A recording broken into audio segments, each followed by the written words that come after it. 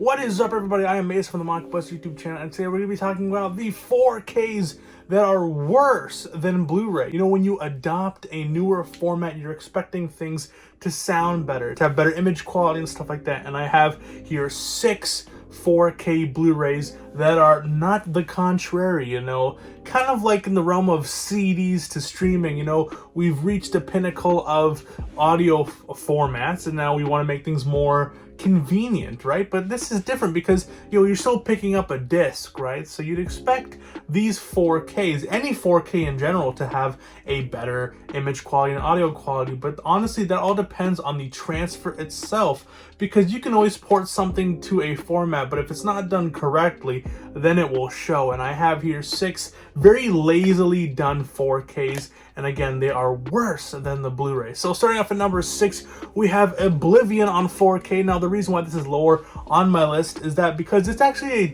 pretty good movie, and there is some redeeming spots within this 4K transfer. Things such as HDR can really make the scenery pop.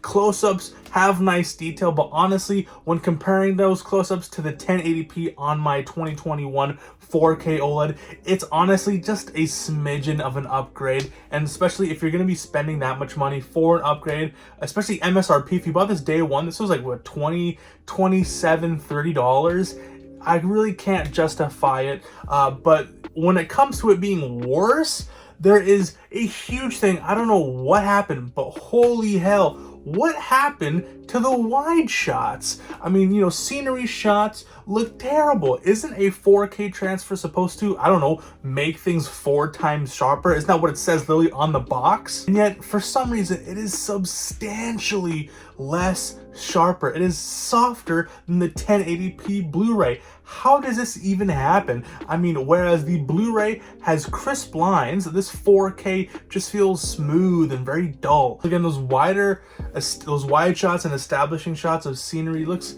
absolutely terrible. I don't know what happened. You know, while the 4K does have a nice HDR passover on this transfer, the 1080p has more of a clean look to it with sharper details. Since not every shot, obviously, in Oblivion is a close-up shot, you're going to be seeing a lot of wide shots, and when those wide shots are soft, obviously it's not going to look good. And this, I would say, is the 4K that is worse than a Blu-ray. Now, number 5, we're getting to some shit movies now. We're at Jupiter Ascending. Now, this is a bit, again, lower on the list because there is some nice HDR. You know, besides being a terrible movie, I would wonder why anyone would want to upgrade this to 4K from the 1080p disc. You know, when I first checked out this 4K Blu-ray, I was kind of excited because the majority of this film was shot in 5K. So I was really expecting some demo-worthy scenes and high-rendered establishing shots. And while some shots do look very kind to the eye, the HDR just kills it. Any depth in the scenes is just bleh. I mean, all they did to the 1080p, what it feels like, is just raise the contrast and lower the brightness to make the over contrasting look not too obvious. Because holy shit, this is such a dark movie. And you know, thinking that, you know, raising the contrast and having HDR, you'd think it would look better. But what's weird is that the 1080p has a much better vibrancy to it without making it look over contrasted. Because again, this is a sci-fi film. You're not going to expect really realistic highlights and stuff like that. Obviously, you're going to lend some artistic value to it, and the 1080p just, you know, blows it out of the water when it comes to the color palette. But yeah, the 4K Blu-ray is just so dark, you wonder why they'd even have an HDR transfer over this. You know, daytime scenes that take place during the day with the sun shining look dark. And it's so dark, and you think, okay, well, at least it has nice black levels. No, it may be inky black, but the crush just takes away from the fact that it is inky black, so you're losing detail. So what is the point of a 4K Blu-ray if you're gonna lose detail and the HDR looks worse and there's better contrast and better colors and better sharpness on a 1080p? This is literally the definition of a 4K Blu-ray that is worse than a standard Blu-ray. I would say stick away from the 4K transfer, but just stick away from the film in general. It's a terrible film. Don't even watch it.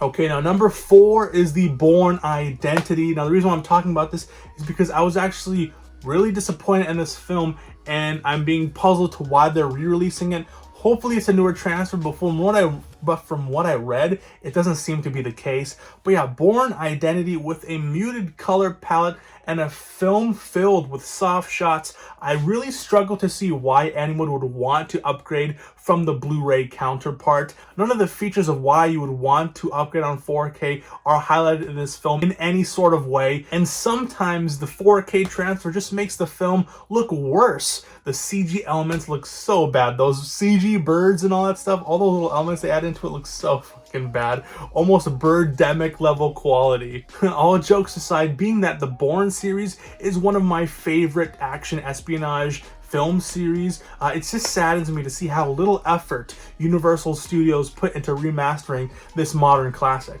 And next was another surprise to me, because I recently just upgraded these 4Ks, and that was the X-Men First Class. The newer trilogy came out in 2012. I was really expecting some really good stuff because, you know, it is a relatively new film and it was made on 35mm. How can you go wrong? Well, apparently you can. You know, I had really high hopes, being that this is around the same time that The Amazing Spider-Man came out, and that 4K transfer just looks absolutely amazing. And I was even more hyped than that because it's an actual good film. If you haven't seen X-Men First Class, it's a pretty good film, and it launches X-Men back into the stratosphere of the best superhero films, because for a long time after X3 and those prequels, those those X-Men Origins movies, they just really tainted the name of X-Men. But this, with these new prequels, really came back, especially with the other movies. It's just, I don't know what happened to this 4K transfer. A 4K movie made on film, there's only one thing you should never ever do. They committed the most heinous sin of filmmaking, and that is they put DNR. No, DNR. Oh. Yes, they removed the natural grain and everything just looks so smooth. There's no detail. Everyone looks like a wax figure of themselves. Plus, they also recolor corrected this film for the 4K release.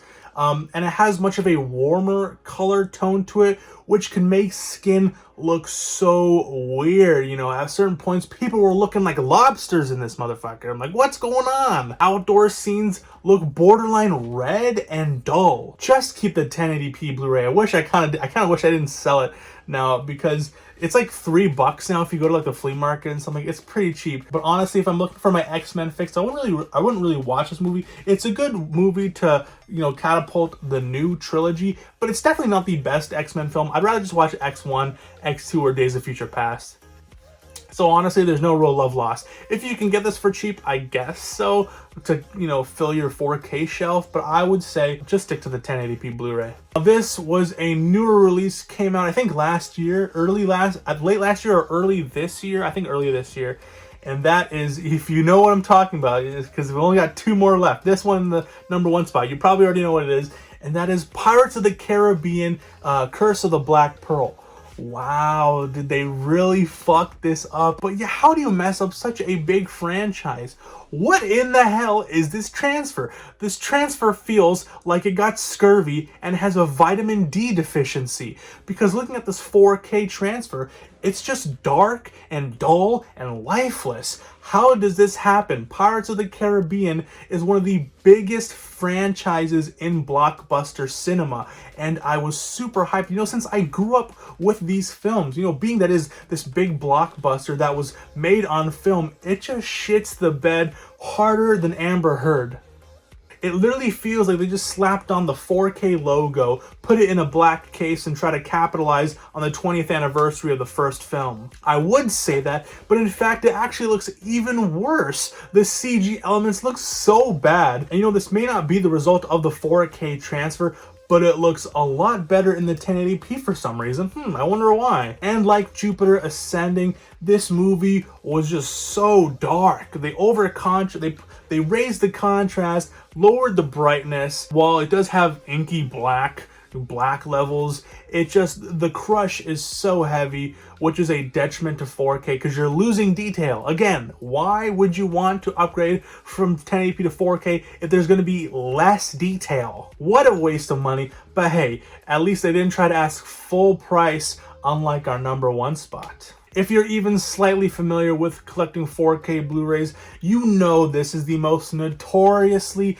bad 4K Blu-ray. One of my favorite films of all time, T2 Judgment Day. Holy fuck. Wow. Just wow. Did George Lucas remaster this film? What even is this? And they had the gall to ask $30 MSRP when this was first released.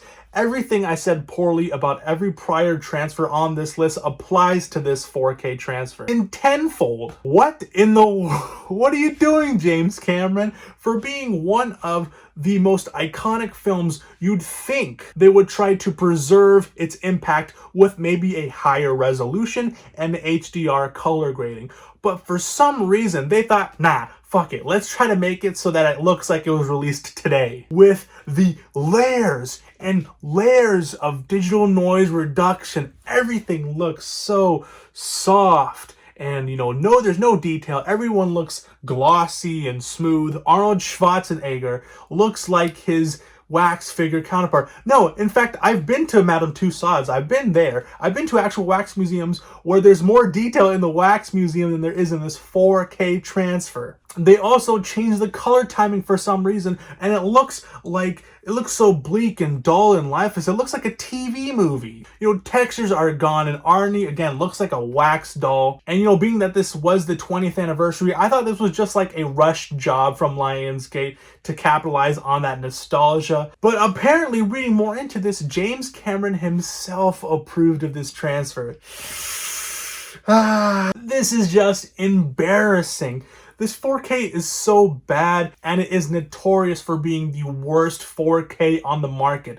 Do not buy it. I got this Blu-ray at Goodwill for $2, and it looks immensely better. Save your money, buy this because it looks leagues better. Whew, and that was it. That was my list of the 4K Blu-rays that are worse than the 1080p counterparts. I haven't watched every single 4K, so I don't know if there's, more 4Ks that look worse. But this, from the general consensus, looking at Reddit, looking at my own collection, noticing the disappointing 4Ks in my collection, this is what I found. If you have any other suggestions, leave them down in the comments below, and I might check them out and do another video like this. So thank you so much. That was it. I've been Mace from the Mockbuster YouTube channel. Please have yourself a good day, night, evening, afternoon, morning, whenever you're watching this. Again, if you like physical media, reviews, hauls, hunts, pickups, all that stuff, leave a subscribe, hit that bell notification so you know whenever I'm uploading next. Thank you so much. I've been Mace from the Mockbuster.